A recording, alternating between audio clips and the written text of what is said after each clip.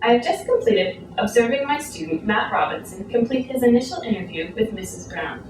Mrs. Brown was recently transferred from an acute care hospital to a rehabilitation unit following a right hemispheric stroke. She was referred to occupational therapy for a self-care assessment, upper extremity assessment, cognitive and perceptual assessment, as well as to assist with discharge planning. Matt carefully completed all the initial assessments correctly and diligently asked all the right questions about her home environment and how she completed her activities of living previously. I noticed though throughout the assessment, Matt didn't make eye contact with Mrs. Brown and didn't notice her distress.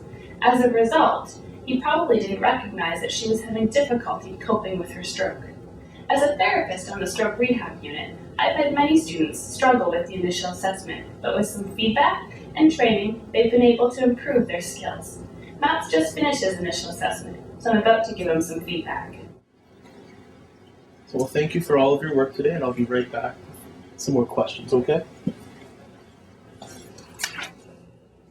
Hi Matt, come on in. I'm really glad I had a chance to observe you do that initial assessment with Mrs. Brown. Do you mind if we spend a minute now so I can give you some feedback? Should that be okay? I'm really concerned about how you did with that interview with Mrs. Brown. Really? I thought it went rather well.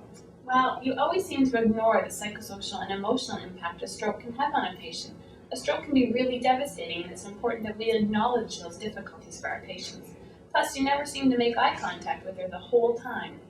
Well, I was a bit nervous. It was my first time doing a full assessment, but I really focused on making sure I went through step by step on what I was supposed to do, but I thought it went well, but I guess I just screwed up.